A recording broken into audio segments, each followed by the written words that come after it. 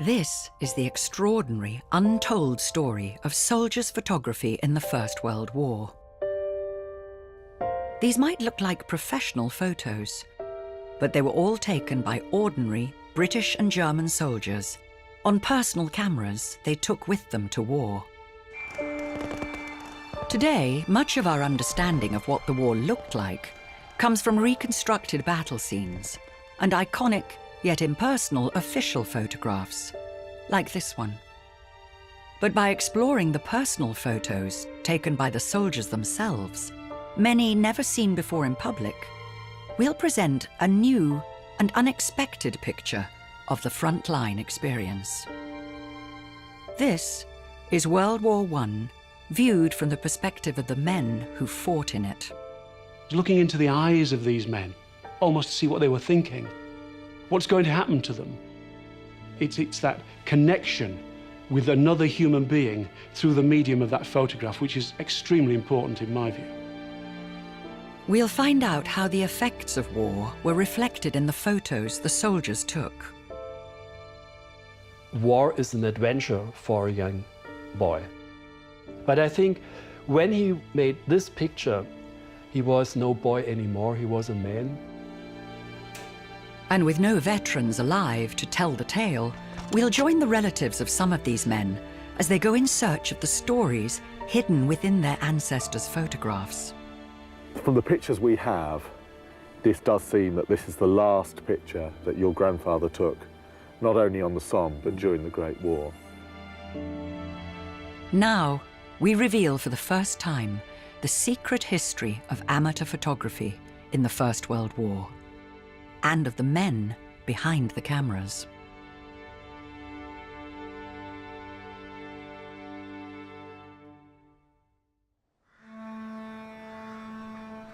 The First World War was a bloody and brutal conflict.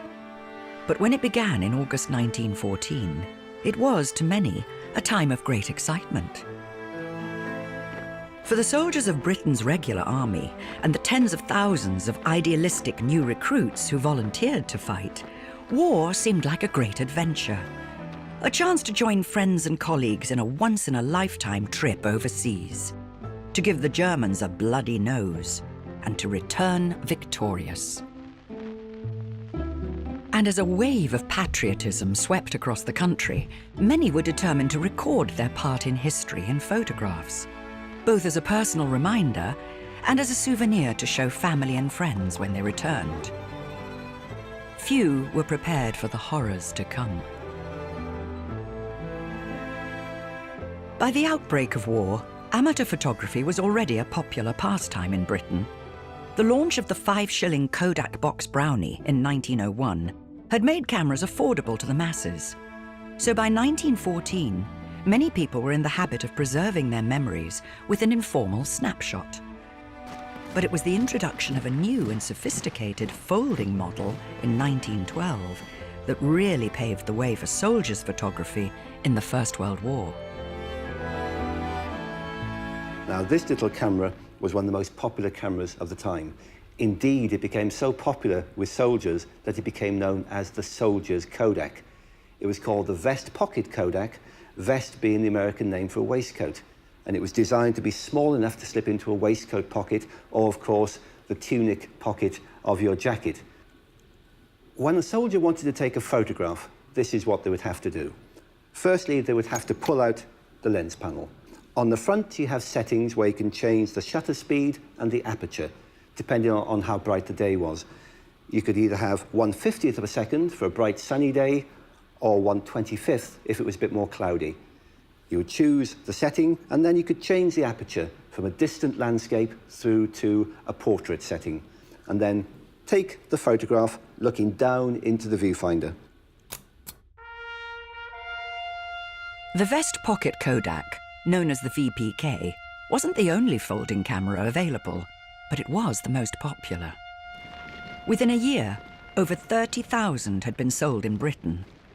At 30 shillings apiece, 4 times the weekly wage of an ordinary soldier, it wasn't cheap, so most sales were made to officers rather than privates.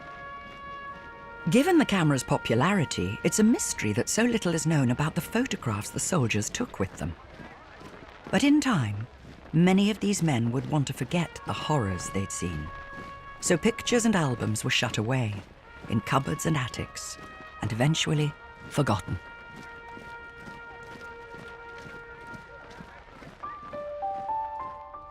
One private soldier who did take a vest pocket camera to war was William Smallcombe, who volunteered for the 12th Battalion of the Gloucestershire Regiment in 1914. The photographs he took have been handed down to his grandson, Michael, himself a professional photographer. This is a picture of my grandfather, which I took. He was about 90, in his mid-90s, and he lived at our house. William Albert Smallcombe, looking very dapper there, I think. William died in 1992. And although Michael had seen his grandfather's photographs before, he didn't know much about them, because William rarely spoke about the war. These are the small imprints, which come from the camera. They're tiny, they're differently exposed, and actually quite difficult to see what's in a lot of them. This is William with his machine gun, and I imagine, you know, if you have a machine gun, you point it at people, and some of them fall over. So that's what he did, but would never talk about.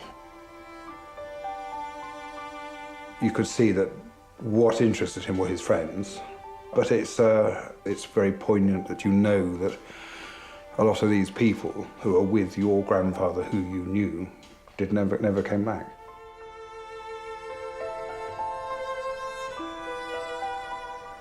I mean, I'd like to know more about these pictures and where they were photographed. Places have a spirit, I think, probably, which comes from the experience of whatever happened there. And I'd like to, you know, experience that, to find it. Like many soldiers' photo collections, the secrets to William's story may be hidden in the pictures he took. So it's shocking to discover that countless numbers of soldiers' photos have ended up as landfill, thrown away, unwanted, as the generation of veterans who took them began to pass away. One man who salvaged some of it is ex-dustman Bob Smethurst, who worked on the bins in Linfield in Sussex. 6 of Bob's ancestors died in the war, so it's always been a subject close to his heart. This is all the stuff, or some of the stuff, I picked up over the years of being on the refuge and rescued, I suppose, in a sense, from a military medal to photographs. Though some of my colleagues thought I was totally mad, but I said that about a colleague who collected fishing tackle, and I thought he was mad. And this is just a part of the stuff that was thrown away over the 36 years I was a refuge collector. Bob began his World War I photo collection in the 1970s, in the days before black plastic bin bags, when dustmen could see the rubbish they'd tipped into the back of the dust cart. In them days, we used to carry the rubbish on our shoulders, and therefore when we emptied the bins, you used to see the paperwork coming out. And with the photographs, you know, you didn't find them all the time, because, I mean, the only time you was aware of some is when they started being mashed up in the back. Bob's most treasured find is a large collection of amateur photos taken in 1914 by a soldier in the London Scottish Regiment. Rare because they're the only known photographs of the battalion before their first action in October that year. This is Sergeant Haig, the 14th London Scottish, who took the photographs. And there's a photograph here of German prisoners, and you can actually see him taking the shadow of him taking the photograph in the picture. I mean, all I am is a custodian of this stuff for future generations, because if we threw it all away, this stuff perishes, and we'd be like the Romans. You'd be digging up in years' time, like, you know, doing that. Well, I thought of saving the trouble while collecting it now. Although many albums and photographs have been lost forever, there are families who cherish the images taken by previous generations. Fred Davidson was a 25-year-old doctor in the 1st Battalion of the Cameronians, and amongst the first wave of soldiers to take a camera to war. The albums he made were left to his grandson, Andrew, and he's just spent a year painstakingly researching his grandfather's story. For me, this was a very personal project because I had the albums, but I knew nothing about the man. He died 2 days after I was born. But what he kept were these 3 photo albums, and I think they obviously meant a lot to him because they covered an extraordinary period of his life. Fred set sail for France with Britain's regular army, the British Expeditionary Force, on the 13th of August 1914, just over a week after the war had begun. The first photograph of my grandfather at war is taken on the boat, the SS Caledonia, that took them across from Southampton to Le Havre. They look like they're 3 or 4 guys having fun. One of them's dangling a camera, and they're taking photos of each other in full knowledge that they are creating a pastiche of if they're going on a cruise, which is extraordinary to think of when we know what happened after. The battalion arrived at the French port of Le Havre on the 15th of August. This photograph of their disembarkation was taken by Fred's good friend, machine gun officer Robert Money.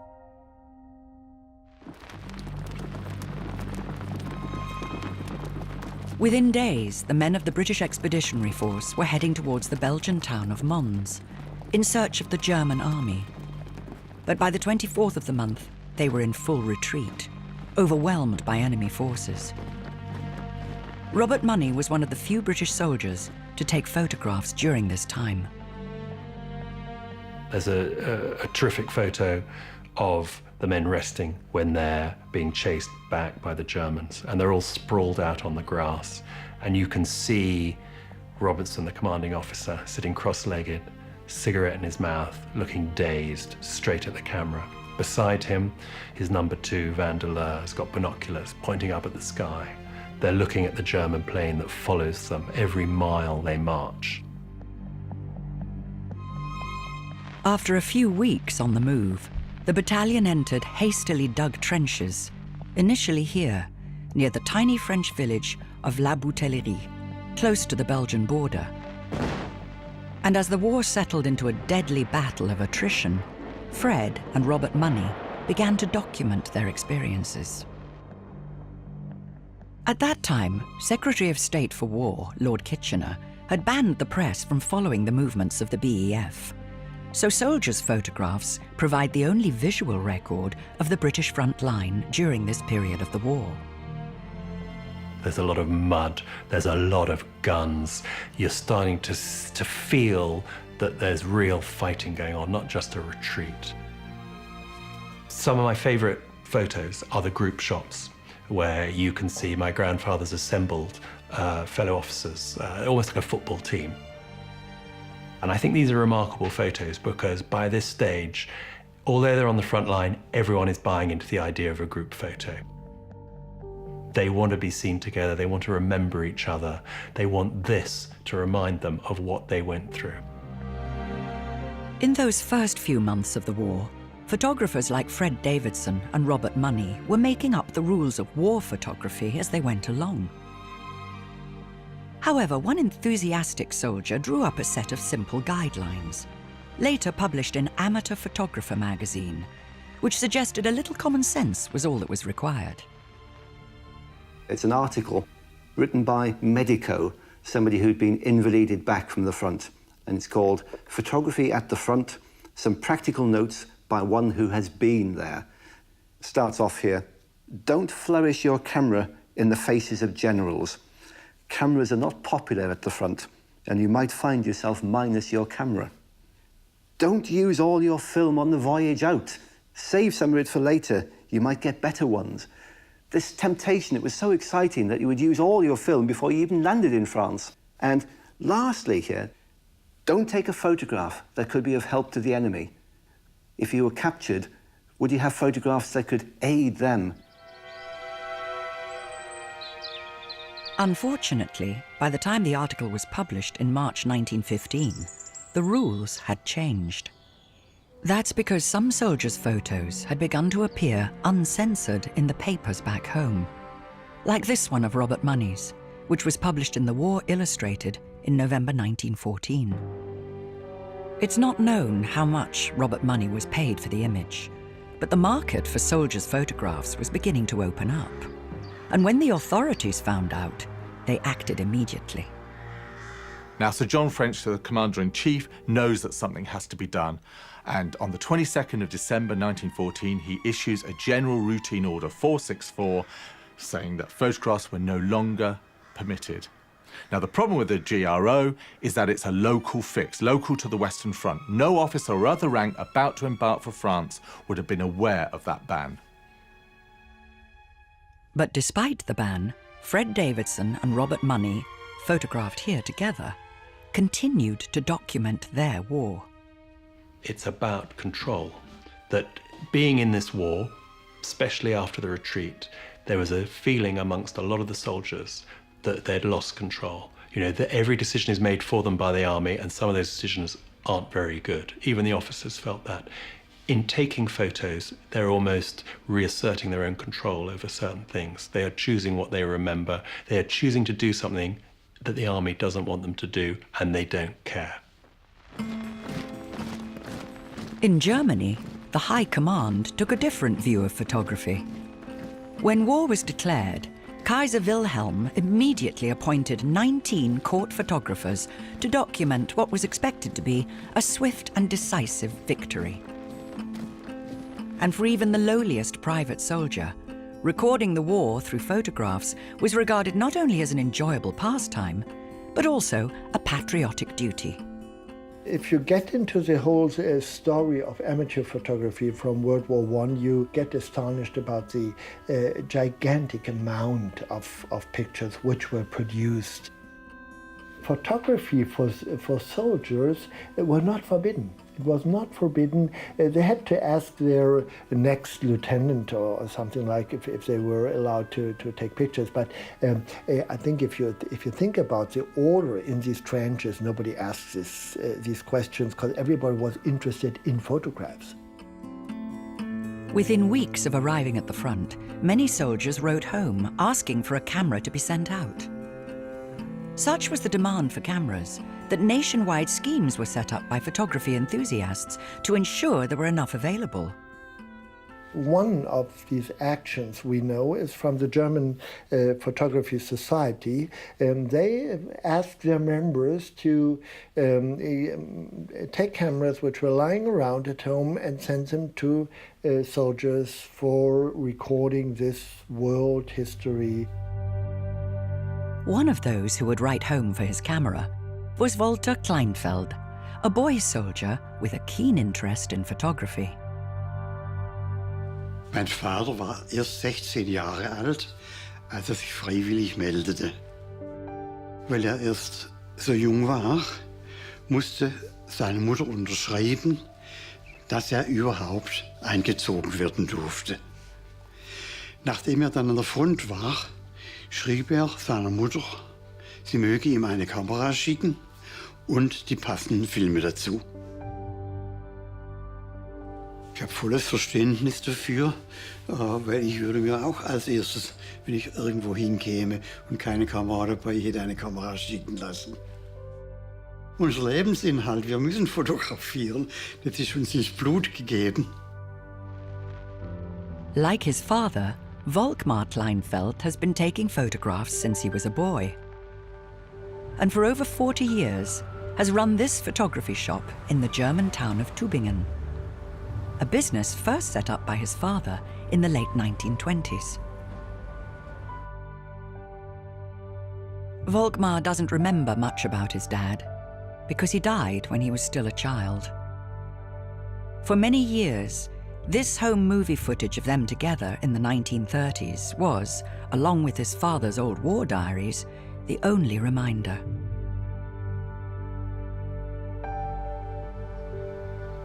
The photographs Walter took during the war were thought to have been lost. But then, just 3 years ago, Volkmar found a box containing over 120 glass plates stored in his father's archives. This is the first time the images have been seen in public. Das sind Bilder meines Vaters, die in jungen Jahren gemacht hat. Und diese Diapositive, 126 an der Zahl, sind natürlich für mich ein toller Fundus gewesen. Ich habe mich riesig gefreut, weil damit das Werk meines Vaters, das er da geschaffen hat, nun doch da gewesen ist und ausgewertet werden kann. Volkmar showed the images to photography historian Dr. Ulrich Hegeler. And I saw it immediately that these pictures are very special. Really special and really extraordinary. Walter Kleinfeld, he was 16, 17 years, but he have a view of photographer, of an old photographer, of a reporting photographer. And I think perhaps it was the easiest way for him to record the war, and for him and for his family, that they know at home what war is. Meanwhile, back in the British lines, it had been just 3 days since the ban on photography was introduced, when an extraordinary event occurred which would seriously undermine the military authorities. On Christmas Day, 1914, along much of the 30-mile front line south of Ypres, there was an unofficial truce, as friend and foe put down their rifles, climbed out of their trenches, and met in no man's land.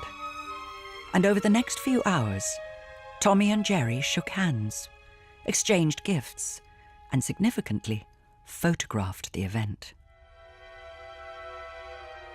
In fact, if it weren't for the soldiers' photographs, no visual record of the Christmas truce would exist today.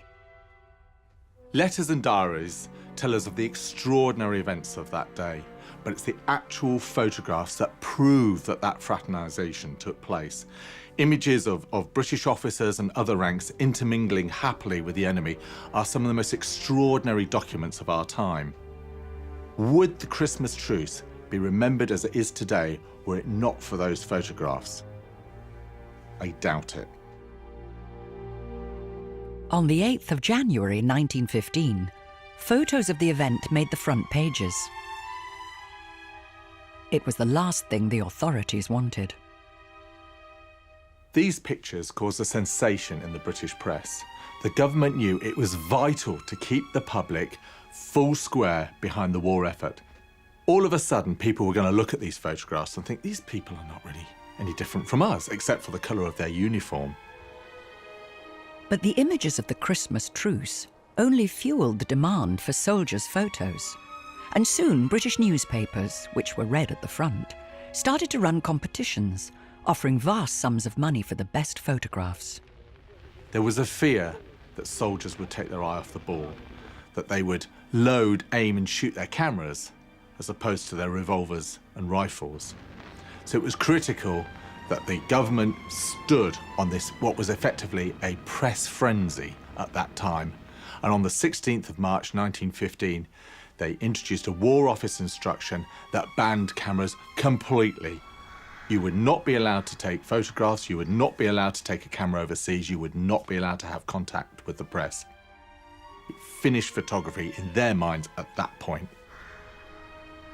Anyone caught breaking the rules faced court-martial, as some discovered to their cost. One individual, Private Ernest Mullis of the Gloucestershire Regiment, was caught with a camera in November 1915.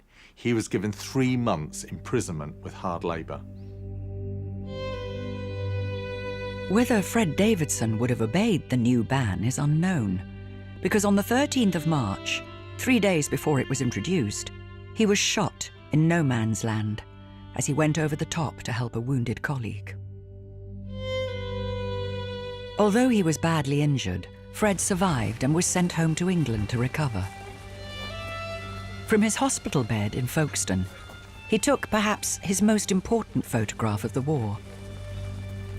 When he wakes up, he takes a photograph. The first photograph he takes when he recovers is of a beautiful nurse sitting at the end of the bed reading a magazine with a pot of pheasant-eyed daffodils and the sun streaming in. It is so different to what he's been photographing and where he's been. And you really feel that difference. And that's my favorite photo, because that nurse turned out to be my grandmother. You know, they ended up having a love affair and later married. So for my family, that is a photo that means everything and is really why we're here.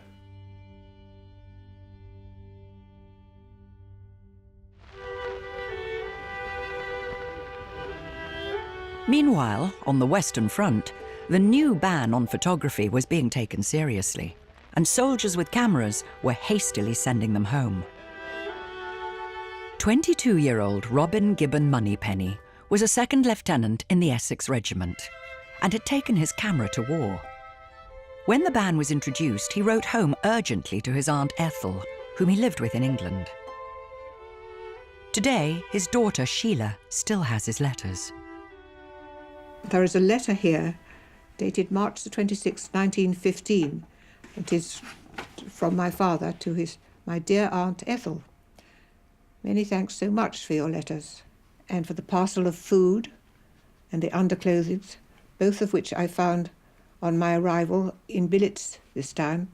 By the by, I am sending my camera home as a strict order has just been issued that no officers are to have them. Any we've got, we must send home. Let me know when you get it. As she did get it, because amazingly we still have that camera here, the camera that my father actually took to France. And this is the camera, the VPK. It was called VPK, wasn't it? Because I remember that name. It looks to me quite a heavy one. It opens out. Oh, that's right, that looks familiar, yes. It's really lovely to have it still. After all these years, it's still with us.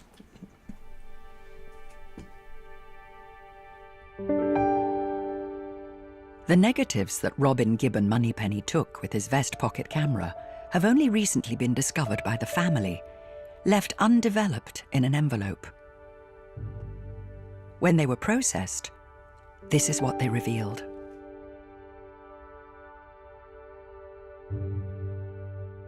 Sheila doesn't know why her father didn't want to see his photographs, but to her, they're a fascinating insight into his war.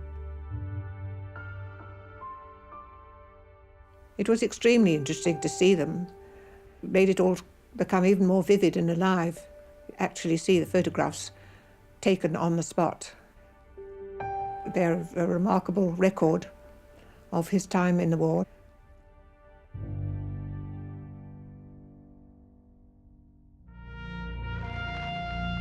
In the spring of 1915, many territorial battalions were preparing to leave Britain for the Western Front. These part-time volunteer soldiers were needed urgently to bolster the heavily depleted expeditionary force. And despite the risk of court-martial, some men still took cameras with them. Among them was Harry Culver, a second lieutenant in the 1st 5th Battalion of the York and Lancaster Regiment. This is him, caught on camera shortly before leaving for France. Historian John Cooksey has spent years researching the story behind his photographs. What we have here is a record of the experiences of a unit, a territorial unit in the First World War, and of one man's desire to capture every single second of that.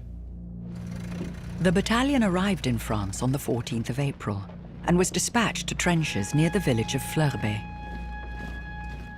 Once there, Harry Culver began to document their daily life in a collection of both informal and artistically posed photographs. Photos of such clarity and invention, they rank amongst some of the best soldiers' pictures of the war. He's obviously got an eye for composition. He arranges the men quite purposefully into various poses, and he fills the frame with these men. He doesn't just want to record what they're doing, he wants to record it in an artistic fashion. And I think that comes through very, very strongly on many of the photographs.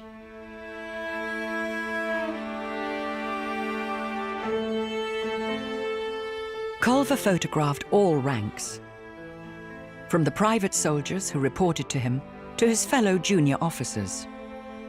He even photographed his commanding officer, Lieutenant Colonel Fox, sitting him alongside the privates, revealing the informality that often existed amongst these part-time volunteer soldiers, something that was rarely seen in the regular army.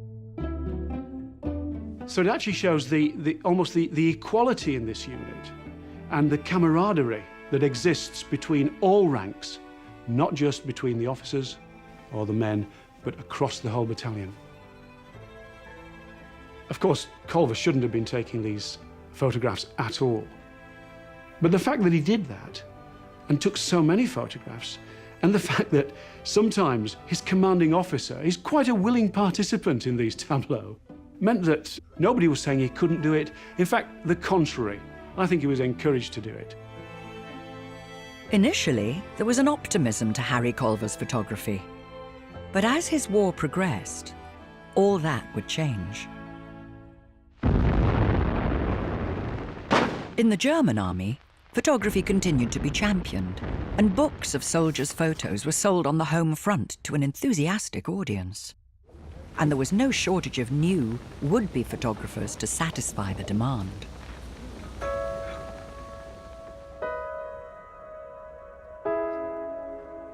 In 1915, 16-year-old Walter Kleinfeld arrived on the Western Front as part of an artillery unit. And when his mother sent him a camera, he began taking the photographs that his son Volkmar recently found.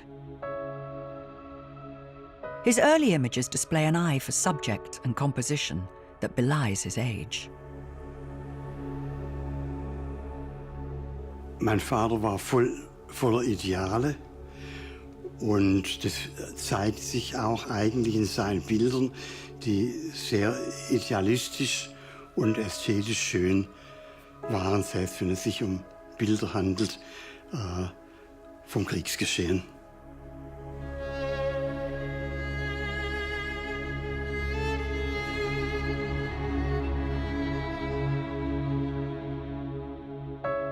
Ich denke, dass es viele faszinierende Eindrücke waren, die er im Bild festhalten wollte. Er hat seine Kameraden fotografiert, wie sie am Geschütz im Unterstand sitzen oder wie sie mit der Gasmaske ausstaffiert sind. Es war rundum einfach für ihn als 16-, 17-Jährigen ein großes Abenteuer. Like many soldiers' photographs, Kleinfeld's images show a fascination with friends, destruction, and the latest military equipment. But as his photography grew in confidence, he revealed an ability to look beyond the surface of the strange world around him. This is one of the most impressive photographs which are remaining from Walter Kleinfeld. It's a tree which is completely destroyed by guns. And this expressive style of documentation, it's like a Dadaistic document. Why did he make this photograph, this motif? Perhaps he saw the symbol of this image, because you see no dead soldiers on the picture. You only see violence. And this is the importance. This image was a sign that Walter Kleinfeld's photography was starting to change.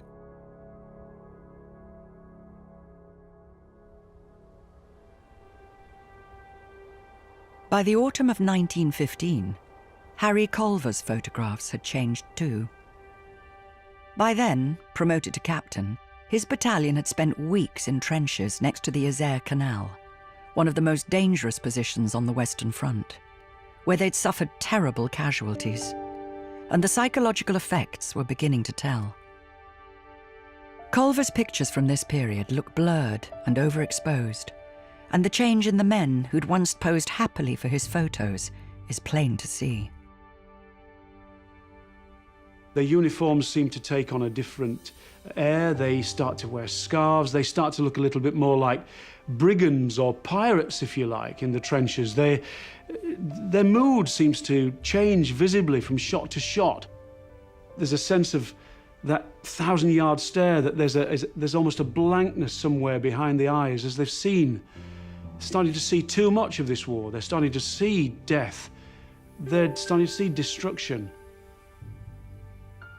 I don't think Culver's meaning to record this, but this is just a byproduct of his cataloguing and recording the experiences of his men. And I often wonder whether that was having a telling effect, whether it was a condition of having a telling effect on Culver as well. Was he beginning to sense that? Is the experience of war starting to tell on the men, but is it starting to tell on Harry Culver too?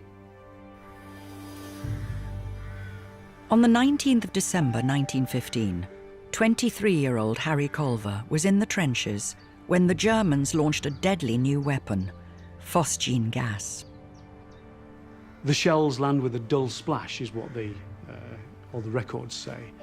And I think take some of the men unawares until the release of the gas. Men start coughing and spewing and clutching their throats again. And Culver is completely overcome by the phosgene gas. And he dies of the effects of the phosgene. And that, in effect, brings to the end this great album of his great adventure, except for one final photograph, which, ironically, he never took. And he's on the other side of the camera, and that's the photograph of his grave.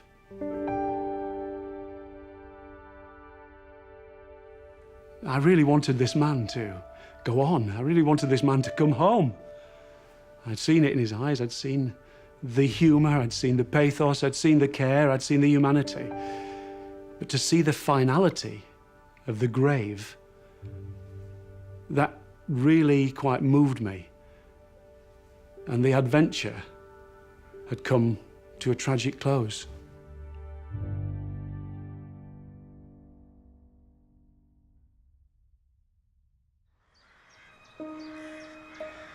"1916 would prove to be a significant year for photography in the First World War. By then, the army had a new commander-in-chief, General Haig, a man who recognized the importance of frontline photographs and who appointed Ernest Brooks as the army's first official photographer. In time, Brooks would capture some of the most iconic images of the war, like these dramatic silhouettes of soldiers on the skyline. But for him, the propaganda value of the image was key, and in contrast to many of the soldiers' own photos, the men he photographed were anonymous. Brooks' first main role was to photograph the build-up to the Battle of the Somme, the big push planned by Haig to break through the German lines. It would be the first real test for Britain's new volunteer army, over 1 million patriotic recruits who'd enlisted at the beginning of the war. Many had been formed into the so-called PALS battalions, fighting units made up of friends, neighbours and work colleagues who joined up together at local recruiting stations around the country. Among them was William Smallcombe, a machine gunner in the 12th Battalion of the Gloucestershire Regiment, known as Bristol's Own Battalion. Against all the rules, William photographed his war, photographs which have now been passed down to his grandson, Michael. Today, Michael has come to the Somme to see historian Richard Van Emden, who met and interviewed William in the 1990s. Well, I brought along some photographs. I've always been aware we have these pictures that he took in the trenches. And I think you know a bit more about them, so perhaps, you know, if we can have a look, of course, you could tell me something about them. Well, what I remember when I spoke to William 20 years ago now, it's such a long time, but he showed me these photographs and I was taken with them immediately.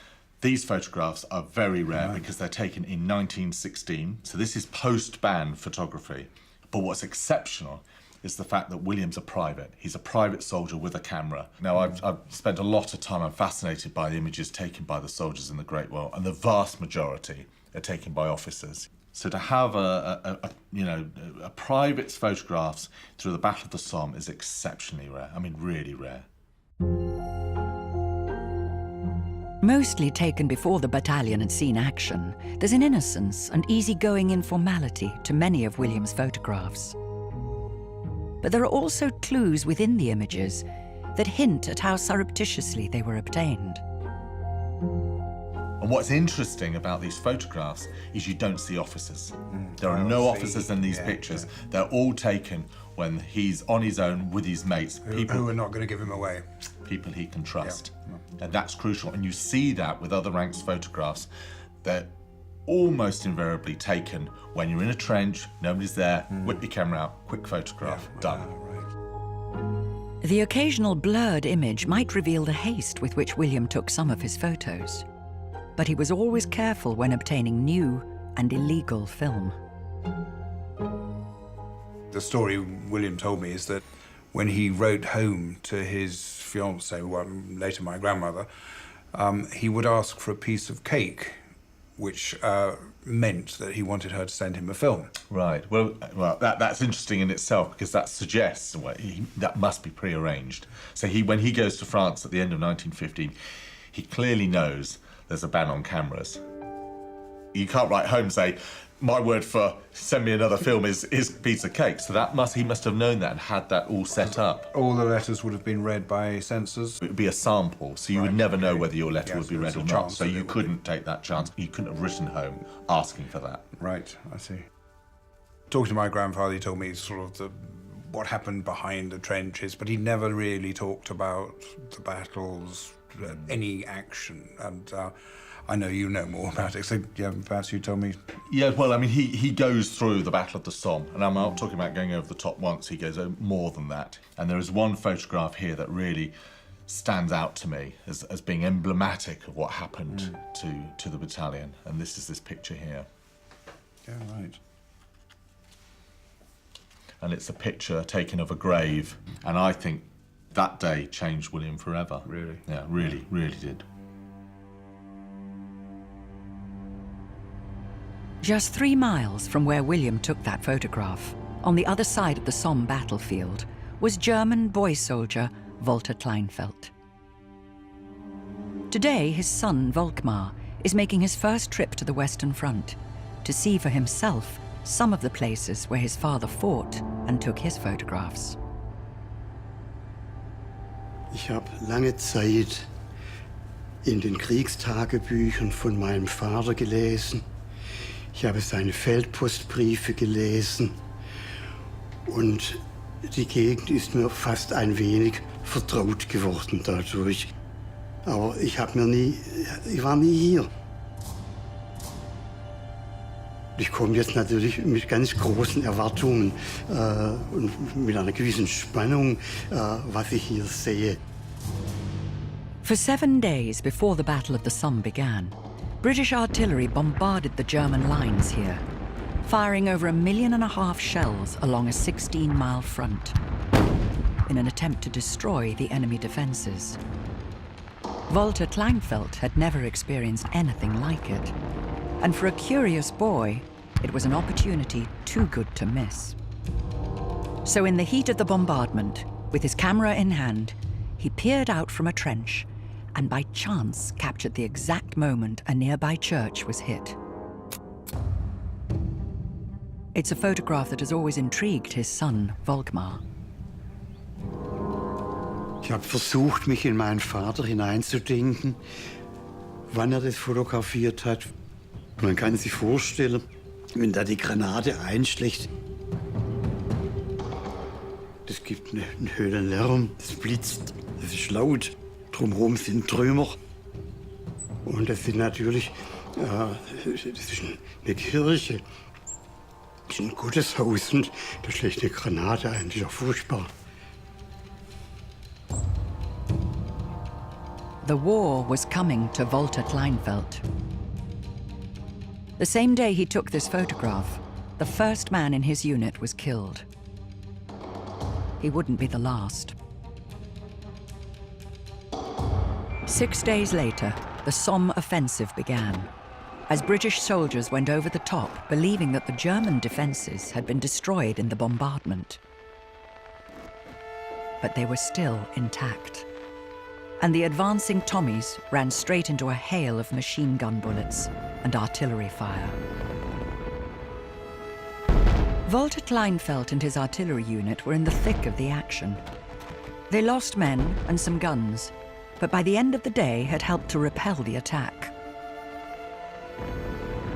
Later, Kleinfeldt even found time to take this photograph of his gun crew and to write a postcard home to his mother, the card giving the merest hint of the ordeal he'd been through. Ich bin immer noch kerngesund, allerdings durch die Aufregungen und Anstrengungen ziemlich heruntergekommen. Jetzt kann ich wenigstens noch mal sagen, dass ich im Krieg war. Seid nur unbesorgt um mich und regt euch nicht auf. Die englische Offensive ist überall zum Stehen gebracht. Das war heute ein großer Tag und ein richtiges Höllenfeuer. But Kleinfeldt's apparent optimism would be short-lived as the British offensive continued. Over the coming days and weeks, he began to lose more and more friends. And as the war dragged on, his changing state of mind was reflected in his photographs. Der Bildinhalt wird dann eigentlich drastischer, weil er fotografiert dann sehr realistisch, was passiert ist, auch wenn es nicht so schön anzusehen ist. Also der Krieg beginnt nun wirklich ernst zu werden. His landscapes and portraits were replaced by stark photographs of the dead and dying, like this one he called After the Storm. It was rare for soldiers to photograph their dead countrymen, but Kleinfeldt was making a point. And I think this is a very impressive picture, because there is no way to see any patriot or nationalistic or so aspect.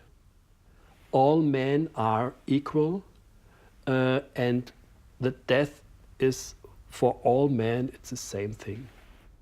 For me, it's a kind of anti-war photography.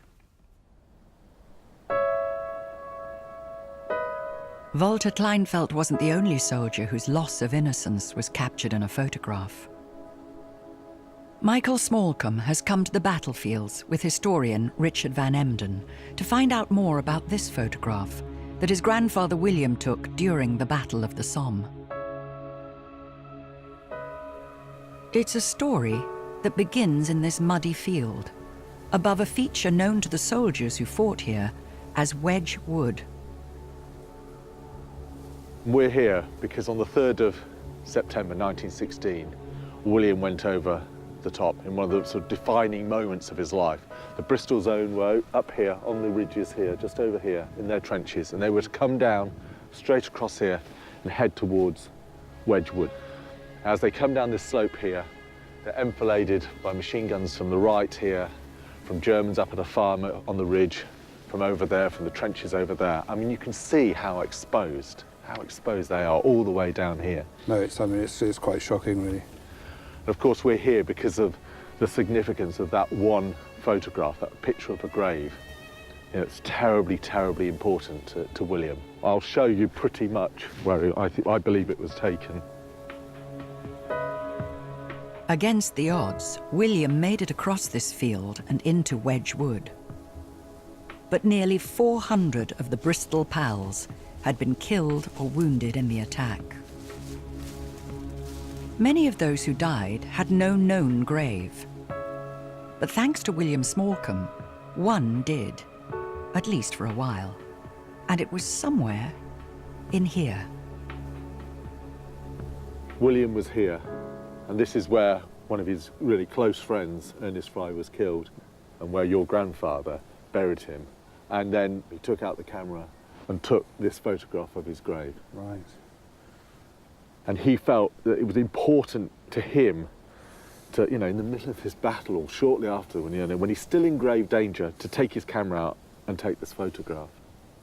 And did he know Ernest Fry's family? Yes, he did, yes. In his service book, there is the full address. So he was in contact with their family. So this could have been a record for their benefit as much as his? I suspect, absolutely. Yeah. This was to show the family. To show the family that their son had had a decent burial. Yeah.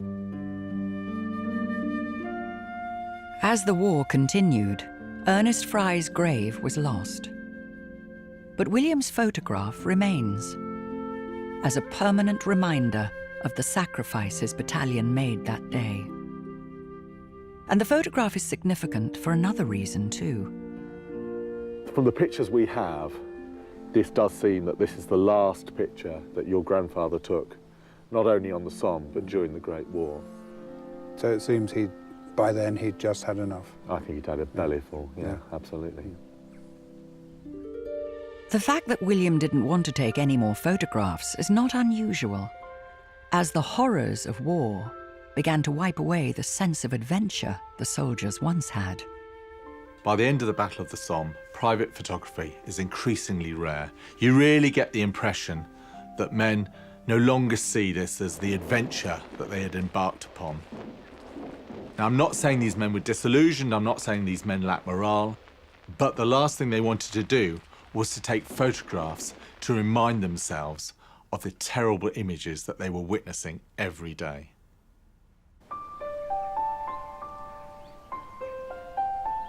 The following morning, Michael Smallcombe returned to Wedge Wood, the place where his grandfather fought and would never talk about. William might have lost his love of photography here, but there was one image that Michael wanted to capture. The resonance that comes from knowing that my grandfather was here, a man I knew very well, as he came here as a young man under fire, that his best friend was killed here. You know, it makes the place very special. And hopefully, even if the photograph doesn't show that, it will show it to me when I take it home.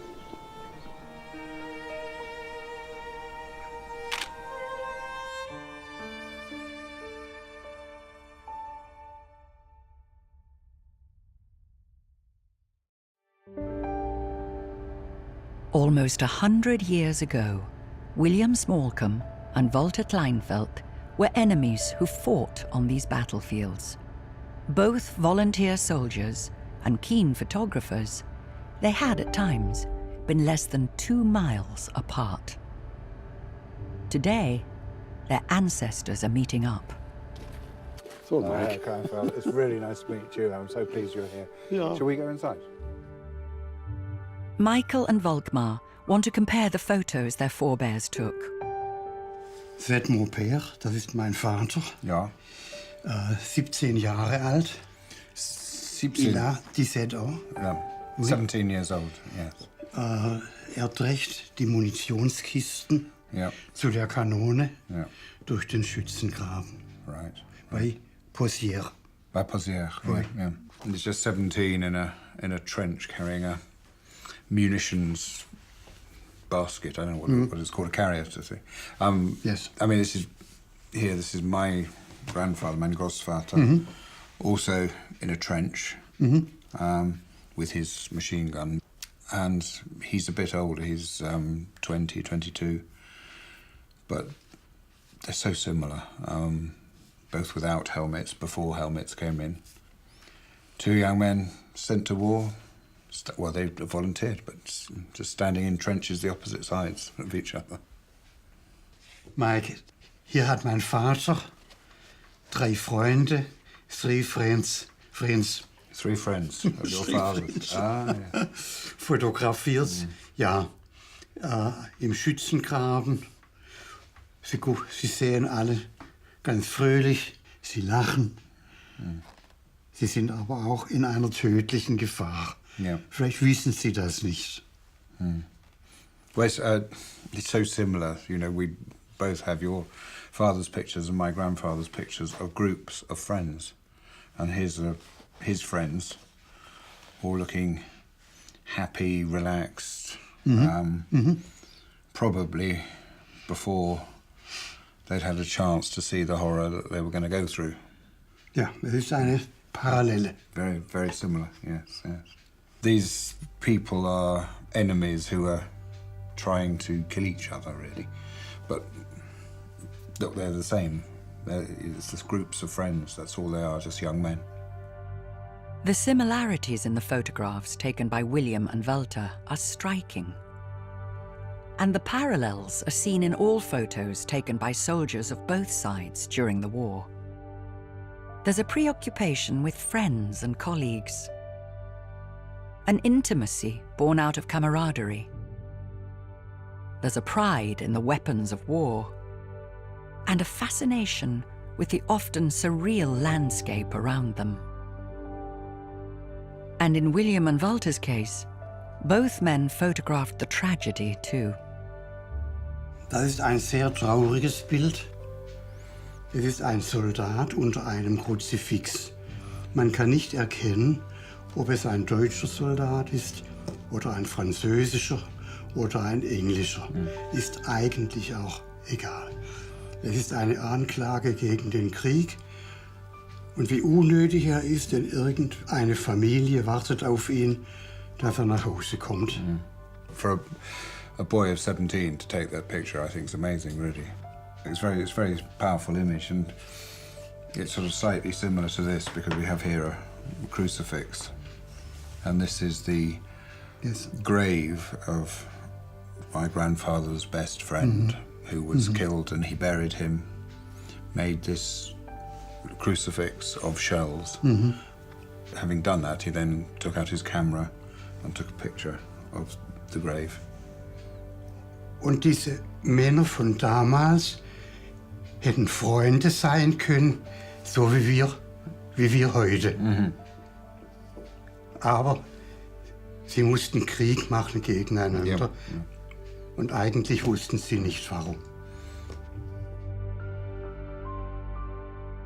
Walter Kleinfeld died when Volkmar was still a boy, so he was never able to ask his father about the war or talk about their mutual love of photography.